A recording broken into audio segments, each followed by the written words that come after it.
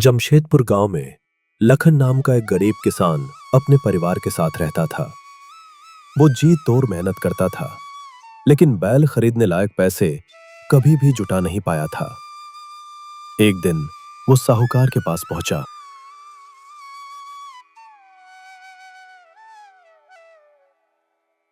साहूकार सेठ, दया कर दीजिए, अपना बैल एक बार दे दीजिए। खेत जुतवाना है, फसल बोने का वक्त निकला जा रहा है। अगर इस बार भी खेत खाली रह गया तो मेरा घर भूखा मर जाएगा।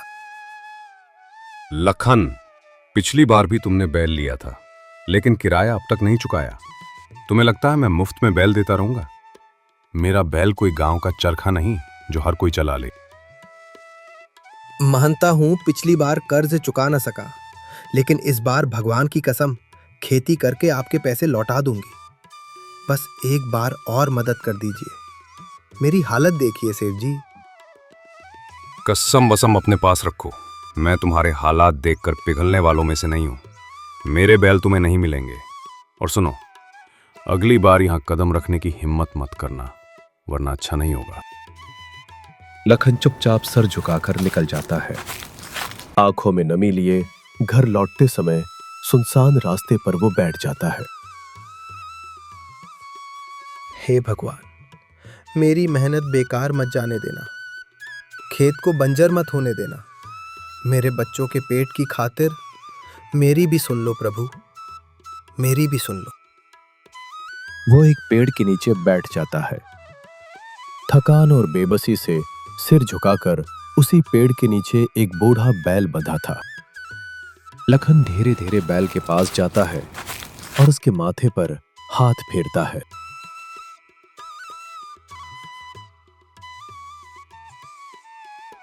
काश ये बैल मेरा होता तो आज मेरा खेत भी जोता जाता, मेरी किस्मत भी बदल जाती। तभी पीछे से एक अजनबी आदमी आता है। अरे भाई, इतने प्यार से मेरे बैल को क्यों देख रहे हो? भाई क्या बताऊं, बहुत मजबूर हूं। बैल खरीदने के पैसे नहीं हैं। साहूकार ने भी खेत जोतने से मना कर दिया। अब समझ नहीं आ रहा फसल कैसे बोऊं, बस यूं ही देख रहा। अगर चाहो तो इसे ले जा सकते हो, लेकिन ये बूढ़ा है, अब पहले जैसा तेज नहीं है। तुम्हें इसका बहुत ध्यान रखना पड़ेगा। कोई बात नहीं, मैं इसका अच्छे से ख्याल रखूंगा, जैसे अपने बच्चों का रखता हूं। ये बूढ़ा हो या जवान, मेरे लिए ये भगवान का भेजा सहारा होगा। ठीक है, ले जाओ। मेरे पास और भी बैल है, शायद ये तुम्हारे काम आ जाए। और हाँ, इसे भूखा प्यासा मत रखना। ये बैल कोई साधारण बैल नहीं है, इसलिए इसका अच्छे से ध्यान रखना और कभी लालच मत करना। हाँ भाई, मैं पूरा ध्यान रखूंगा।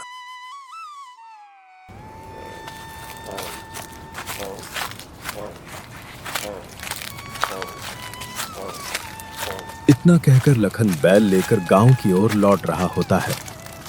तभी चौराहे पर दो गांव वाले बैठे थे।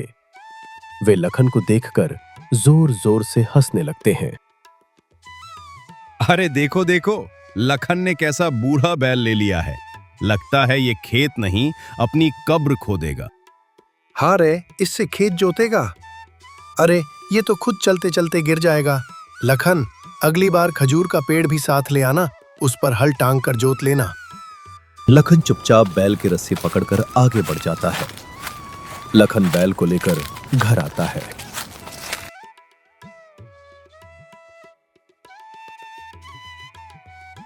जी, ये क्या लेकर आ गए हो जी? बूढ़ा बैल, ये हमारे किस काम का? इससे हम अपना खेत कैसे जोत पाएंगे जी? इसके इलाज में ही हमारे सारे पैसे लग जाएंगे। कावेरी, हमारे पास और कोई चारा नहीं था। साहूकार ने साफ मना कर दिया था। बैल खरीदने के भी पैसे नहीं हैं। जो मिला वही भगवान की मर्जी है। और वैसे भी ये बैल है तो बूढ़ा, लेकिन शायद ये हमारी मदद करने ही आया है। लेकिन लखन ये बीमार लगता है। मैं नहीं समझ पा रही हूँ कि इससे हमें क्या फायदा होगा। ये तो और मुसीबत है हमारे लिए। मुसीबत पहले ही बहुत देख ली है कावेरी। अब जो उम्मीद है उसी को ही थामना हो।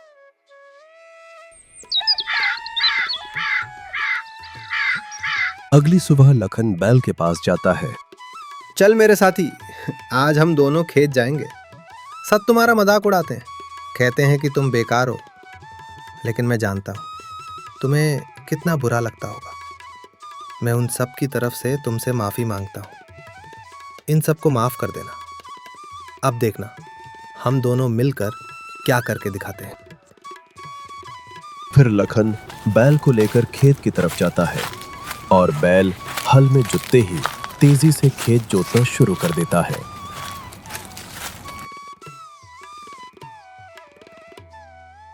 अरे ये क्या, इतनी तेजी से काम कर रहा है। सुबह से शाम तक एक पल भी नहीं रुका और पूरे खेत की जुताई कर दी। साहूकार का बैल तो आधा भी ना कर पाता था और थक जाता था। ये बूढ़ा दिखता है लेकिन है बहुत अजीब और ताकतवर। लखन मिट्टी को हाथ में लेकर देखता। ये कैसे हो गया? खेत में तो पहले दरारें पड़ती थी, लेकिन अब पूरा खेत नमी से भर गया है, जैसे अभी अभी खूब बारिश हुई हो। ये सब कोई रहस्य है, लेकिन जो भी है, इस बैल ने मेरी बहुत मदद की है। अब चल मेरे साथी, घर चल। आज तूने बहुत मेहनत की है, तुझे अच्छा अच्छा खाना खिलाऊंगा। लखन बैल को लेकर घर आता है। अरे कावेरी, पता है आज इस बैल ने पूरे खेत की जुताई बहुत जल्दी कर दी। और सुनो, हमारे खेत में नमी भी बाकी खेतों से ज्यादा है। पता नहीं ऐसा कैसे हो सकता है। मुझे तो लगता है ये कोई साधारण बैल नहीं है। शायद इसे भी हमारी गरीबी पर तरस आ गया होगा जी, इसलिए ऐसा हुआ है। आप इसे अच्छे से खाना खिलाओ और इसकी अच्छे से देखभाल करो। शायद ही हमारा अच्छा साथी बन सके। आधी रात को लखन की नींद खुलती है। वो देखता है कि बैल धीरे धीरे जंगल की ओर जा रहा है। अरे ये क्या, बैल तो जंगल की ओर जा रहा है। जहां बैल बैठा था वहां लखन की नजर पड़ती है और वो दंग रह जाता है। यहां तो इतने सारे सोने के सिक्के पड़े हैं। ये कोई साधारण बैल नहीं है। बैल एक चमकती हुई झील के पास पहुंचता है। ये कैसी झील है? ये इतनी चमक क्यों रही है? जरूर ये कोई चमत्कारी झील है। तभी झील का वृद्ध साधु प्रकट होता है। आओ लखन, तुम यहाँ कैसे आए हो? तुम्हें इस स्थान पर नहीं आना चाहिए था। क्षमा कर दीजिए साधु महाराज, पर मैं सच्चाई जानने के कारण यहाँ तक चला आया। ये बैल कोई साधारण बैल नहीं लगता। इसका क्या रहस्य है? कृपया करके बताइए। अगर तुम आ ही गए हो तो पूरी सच्चाई सुन लो। ये बैल दरअसल बैल नहीं, बल्कि एक राजकुमारी है। राजकुमारी? लेकिन ये कैसे संभव है साधु महाराज? कोई राजकुमारी बैल बनकर खेतों में काम करे? ये तो असामान्य बात है। ये कहानी 3 साल पहले की है। राजकुमारी सुमित्रा बहुत अहंकारी थी। उसने एक दिन एक तपस्वी साधु का अपमान किया था।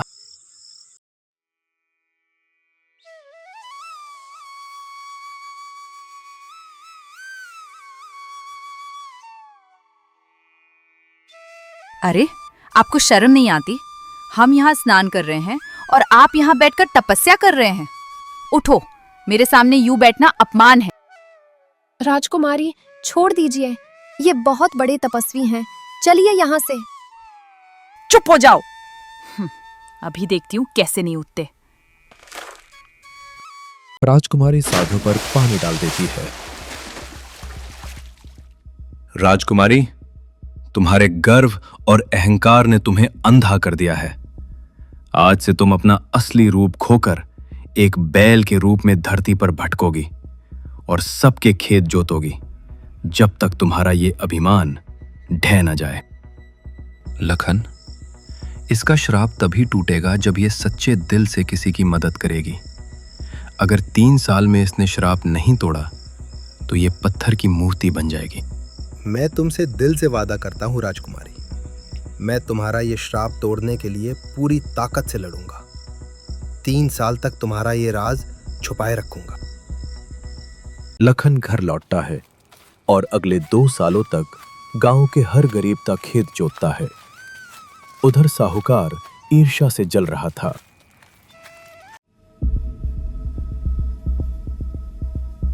ये कैसे हो सकता है रामू? लखन के पास बैल कैसे आ गया?